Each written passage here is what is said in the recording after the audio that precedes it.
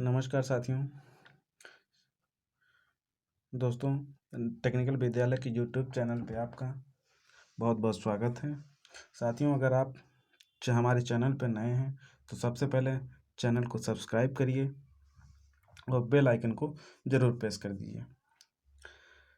साथियों, ज़्यादा से ज़्यादा हमारे चैनल को शेयर करिए ताकि हम ऐसे ही इम्पॉर्टेंट क्वेश्चन जो एग्ज़ाम के पॉइंट ऑफ व्यू से और बहुत सारे एग्ज़ाम में बार बार रिपीटेड क्वेश्चन हैं जो मोस्टली एग्ज़ाम में आते रहते हैं या इन्हीं से रिलेटेड, लगभग इसी थियरी से रिलेटेड अदर भी क्वेश्चन पूछे जाते रहते हैं। तो इसलिए चैनल को ज़्यादा सब्सक्राइब करिए ताकि हम भी मोटिवेट होते रहें और आपके लिए वीडियो ऐसे ही क्वेश्चन लाते रहेंगे साथियों।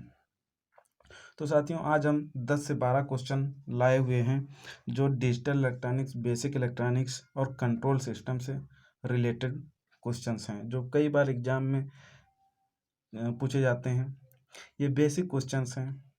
बेसिक क्वेश्चंस ऐसे क्वेश्चंस हैं जिनको आप सॉल्व करके अपने बेसिक थियरी को आराम से रिवीजन कर सकते हैं। तो साथियों, देखते हैं पहला क्वेश्चन क्या है।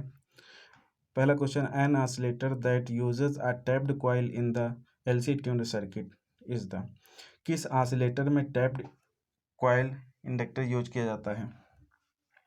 पहला ऑप्शन है पियर्स ऑसिलेटर, दूसरा ऑप्शन है आर्मस्ट्रांग ऑसिलेटर, तीसरा हार्टले ऑसिलेटर, चौथा ऑप्शन है कॉल्पिट ऑसिलेटर।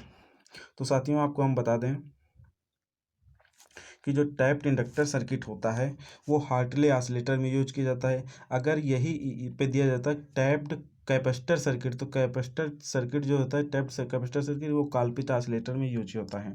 तो टैप्ड इंडक्टर हार्टले ऑसिलेटर में, टैप्ड कैपेसिटर कॉल्पिट ऑसिलेटर में, ऐसा सर्किट होता है।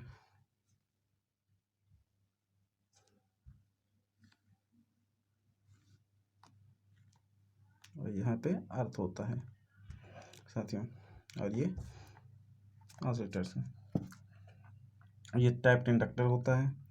ये हार्टले ऑसिलेटर का सर्किट है। हार्टले ऑसिलेटर में टैप्ड इंडक्टर यूज होता है, लेकिन अगर कैपेसिटर पूछा जाता है तो कैपेसिटर कॉल्पिट ऑसिलेटर में यूज होता है। नेक्स्ट क्वेश्चन पे चलते हैं। नेक्स्ट क्वेश्चन दिया हुआ है साथियों, what is the percentage resolution of 12 bit BCD digital to analog converter.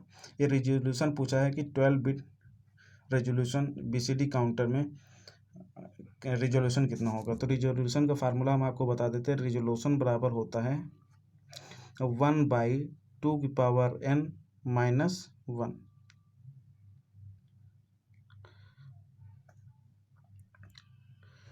तो साथियों, रिजोल्यूशन बराबर होता है R बराबर 1/2n-1 इंटू 100। ये परसेंटेज रिजोल्यूशन का फार्मूला है ये डिजिटल टू एनालॉग कन्वर्टर में। तो साथियों, इसको करते हैं तो यह का एक और फार्मूला होता है, लेकिन यहाँ किसी की बात नहीं की गई है कि किस प्रकार का डिजिटल टू एनालॉग कन्वर्टर है, तो इसलिए इसको परसेंटेज रिजोल्यूशन बराबर होता है 1/2n इंटू 100। ये R2R ladder digital to analog converter का फार्मूला जो इससे पहले बताए थे वो weighted resistors digital to analog converter का फार्मूला था। तो आप कोई भी फार्मूला यूज करिए, लगभग आंसर सेम वही आएगा इसमें। लेकिन तो रिजोल्यूशन बराबर R बराबर क्या दिया हुआ है, R बराबर हो जाएगा 1/2 इंटू 100। तो इसको सॉल्व करेंगे साथियों तो ये आएगा 1/4096 इंटू 100। इसको सॉल्व करेंगे तो आएगा 0.0244%। 0.0244%। तो देखते हैं, देखिए पहला ऑप्शन भी 0.0244% है और दूसरा ऑप्शन भी 0.0244% है। तो इसलिए ऑप्शन इसका A और B दोनों ऑप्शन इसके सही हैं साथियों। नेक्स्ट क्वेश्चन पे चलते हैं। अगला क्वेश्चन बेसिक इलेक्ट्रॉनिक्स का क्वेश्चन है, सेमीकंडक्टर फिजिक्स से। तो क्या दिया हुआ है question, the intrinsic carrier density at 300 Kelvin is 1.5 into 10 की पावर 10 प्रति सेंटीमीटर क्यूब। तो साथियों डेंसिटी या चार्ज कैरियर या कंसंट्रेशन की बात एक है, चाहे डेंसिटी का है या कंसंट्रेशन का है। तो एन आई ये क्या है, इंटरेस्टिंग में दिया है। तो एन आई बराबर क्या दिया है आपको, 1.5 इंटू 10 की पावर 10 दिया है, ये एन आई बराबर दिया है। In silicon for n type silicon doped to 2.25 into 10 की पावर 15 एटम्स, ये दिया है। मतलब इतने एटम्स एन टाइप सिलिकॉन में एन टाइप सेमीकंडक्टर बनाने के लिए इतने कंसंट्रेशन का डोपिंग की जाती है। तो ये एन डी बराबर कितना दिया है, डोपिंग कंसंट्रेशन कितना दिया है, 2.25 इंटू 10 की पावर 15 दिया हुआ है साथियों। नेक्स्ट क्या दिया हुआ है, the equilibrium electron and hold density निकालना है, इलेक्ट्रॉन और होल्स की डेंसिटी ज्ञात करना है। तो साथियों हम जानते हैं कि ये डोनर कंसंट्रेशन है, डोनर कंसंट्रेशन में क्या होता है, n इक्वल टू लगभग एन डी के बराबर होता है। तो n का कंसंट्रेशन, इलेक्ट्रॉन कंसंट्रेशन कितना हो जाएगा, 2.25 इंटू 10 की पावर 15। तो देखिए n का कंसंट्रेशन किस में दिया है, C में, ठीक है। अब P कैसे निकालेंगे, मास एक्शन लॉ लगाइए। मास एक्शन लॉ क्या होता है, N इंटू पी बराबर NI²। यहाँ से N का मान पता है, P का मान पता है, NI² का मान पता है। तो P का मान जब यहाँ से आप निकालेंगे, आप कैलकुलेट कर लीजिएगा, हमारे में जगह हम इसको कैलकुलेट करेंगे। NI की जगह क्या रखेंगे, 1.5 इंटू 10 की पावर 10, और N की जगह पे हमने निकाला है 2.25 इंटू 10 की पावर 15 रखेंगे, तो ये आएगा 1.0 इंटू 10 की पावर 5 प्रति सेंटीमीटर क्यूब। तो ऑप्शन सी राइट है साथियों। नेक्स्ट क्वेश्चन पे चलते हैं। नेक्स्ट क्वेश्चन डिजिटल इलेक्ट्रॉनिक्स का है, डिजिटल इलेक्ट्रॉनिक का नहीं, बेसिक का ही, एम्पलीफायर से क्वेश्चन है। इसमें दिया है कि input signal to an amplifier having a gain, gain कितना दिया हुआ है, 400 दिया हुआ है। गिवन एज इनपुट सिग्नल कितना है, ये इनपुट सिग्नल दिया हुआ है। फॉलोइंग रिप्रेजेंट आउटपुट सिग्नल पूछा गया है कि आउटपुट सिग्नल क्या रिप्रेजेंट करेगा। तो गेन बराबर क्या होता है, वी आउटपुट अपान, मतलब input signal upon output signal, oh sorry, gain बराबर होता है output signal upon input signal. तो आउटपुट सिग्नल अगर हम निकालेंगे यहाँ से, तो क्या हो जाएगा, ये gain into input signal, input signal. तो आउटपुट बराबर गेन कितना है, 400 है, इनपुट क्या है 0.5 इंटू cos 313t। तो इसको कैलकुलेट करेंगे साथियों, तो ये आएगा 200 cos 313t। तो कौन सा ऑप्शन है, ये option number C right answer है। नेक्स्ट क्वेश्चन पे चलते हैं साथियों।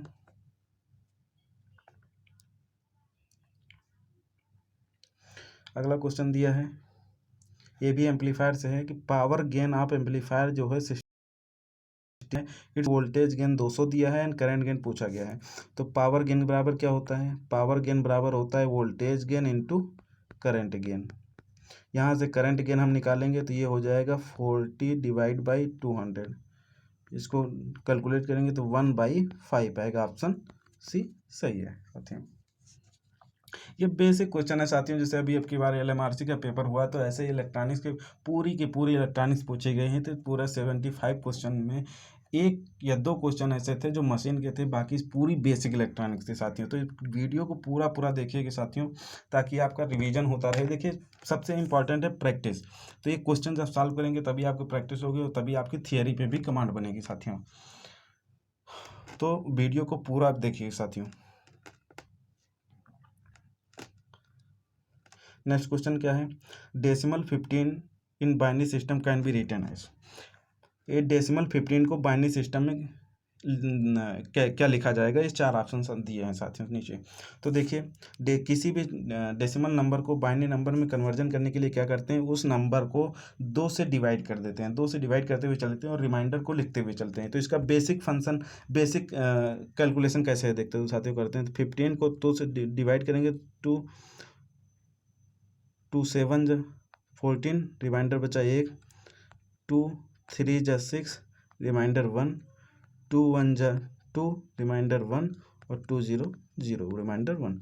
तो ये इसको नीचे से ऊपर की तरफ लिखेंगे 1 1 1 1, और ये बाइनरी में कन्वर्ट हो गया। तो ऑप्शन ए सही है।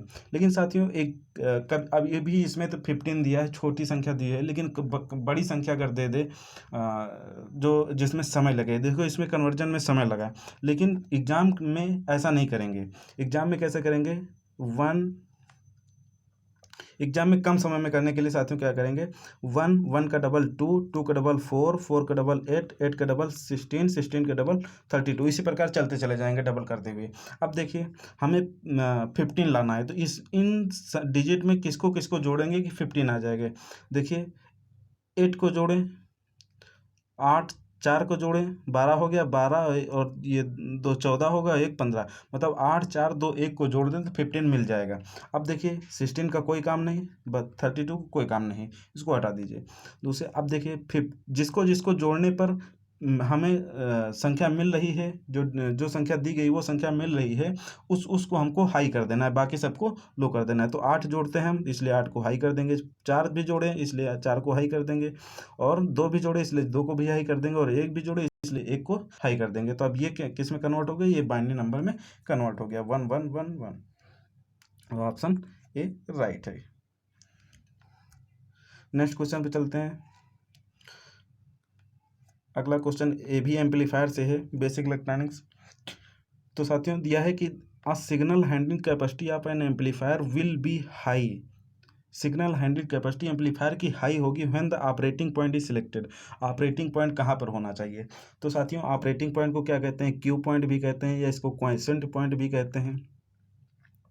तो कंफ्यूज मत होइए, चाहे ऑपरेटिंग पॉइंट पूछे या क्यू पॉइंट पूछे या क्वाइसेंट पॉइंट पूछे, ये सब एक ही है। तो साथियों हम जानते हैं कि ये हमारी डीसी लोड लाइन है, और ये जो है ये कट ऑफ रीजन है, ये कट ऑफ रीजन है, और ये सिचुएशन रीजन है, और ये एक्टिव रीजन है। सबसे अच्छा परफॉर्मेंस कह रहा है कि signal handling capacity signal handling capacity of amplifier high कब होगी, तो जब हमारा ऑपरेटिंग पॉइंट एक्टिव रीजन के मिडिल पॉइंट पर होगा, तो हमारे सिग्नल हैंडलिंग कैपेसिटी या बहुत अच्छा एम्पलीफिकेशन हमको मिलेगा। तो साथियों कहाँ होना चाहिए, क्वाइसेंट पॉइंट हमेशा अच्छी एम्पलीफिकेशन के लिए डीसी लोड लाइन के मिडिल पर होना चाहिए। तो देखते हैं, पहला ऑप्शन दिया है close to situation region, situation region के निकट होना चाहिए, बिल्कुल गलत, ऐसा तो नहीं होगा। ऐसा होगा तो क्या होगा, जो हमारी सिग्नल है, जो हमारा सिग्नल है, अगर क्वेसेंट पॉइंट जो है हमारा सिचुएशन रीजन की तरफ शिफ्ट हो जाएगा, तो हमारी पॉजिटिव हाफ साइकिल जो है वो क्लिप हो जाएगी, मतलब डिस्टॉर्शन हमको मिलेगा। तो ऐसा क्वेश्चन में कहा नहीं गया है, तो ऑप्शन नंबर ए गलत है, ऑप्शन नंबर ए गलत है। दूसरा है close to cut off region, अगर हमारा क्वेसेंट पॉइंट जो है साथियों कट ऑफ रीजन की तरफ शिफ्ट हो जाएगा, तो हमारा जो निगेटिव हाफ साइकिल है वो क्लिप हो जाएगी, डिस्टॉर्शन मिलेगा हमको, ऐसा भी हमें नहीं चाहिए, इसलिए ऑप्शन नंबर बी भी गलत है। At at the extremities of the active region, मतलब एक्टिव रीजन, ये भी ऑप्शन गलत है। नेक्स्ट क्वेश्चन क्या है, next option in the middle of the active region, बिल्कुल सही। अच्छे पर एम्पलीफिकेशन के लिए हमारा क्वेश्चन पॉइंट कहाँ होना चाहिए, एक्टिव रीजन के मिडिल में होना चाहिए। इससे क्या होता है, पूरी साइकिल का एम्पलीफिकेशन मिलेगा, कोई भी साइकिल, कोई भी निगेटिव हाफ साइकिल या पॉजिटिव हाफ साइकिल क्लिप नहीं होगी, कि डिस्टॉर्शन हमें कम से कम मिलेगा। नेक्स्ट क्वेश्चन चलते हैं साथियों।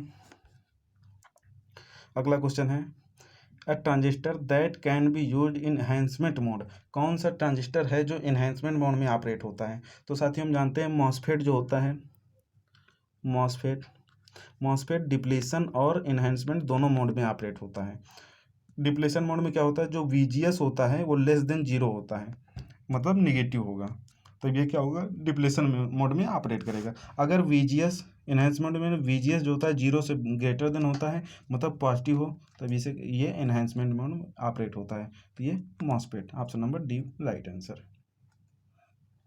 नेक्स्ट क्वेश्चन पे चलते हैं साथियों। अगला कंट्रोल सिस्टम से है, is a part of human temperature control system, मतलब ह्यूमन बॉडी का जो कंट्रोल सिस्टम का काम करता है, कंट्रोलिंग का काम करता है।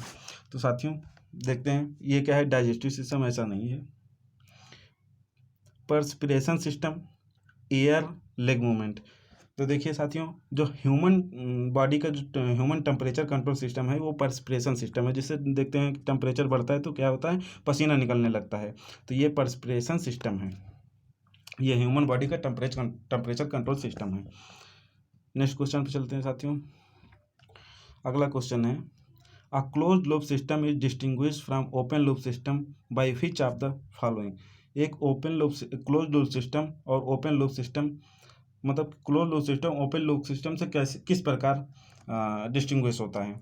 तो देखिए साथियों, ओपन लूप सिस्टम में कोई फीडबैक सर्किट नहीं होता है, जबकि क्लोज लूप सिस्टम में फीडबैक लगा होता है। तो ये फीडबैक से पहचानेंगे कौन सा ओपन लूप सिस्टम है। अगर फीडबैक सिग्नल उसमें, अगर फीडबैक उसमें दिया गया है तो वो क्लोज लूप होगा, अगर फीडबैक नहीं दिया गया होगा तो वो ओपन लूप होगा।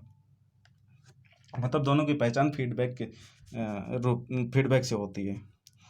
नेक्स्ट क्वेश्चन पे चलते हैं। अगला क्वेश्चन क्या है, the input control parameter of JFET. JFET का इनपुट कंट्रोल पैरामीटर क्या होता है।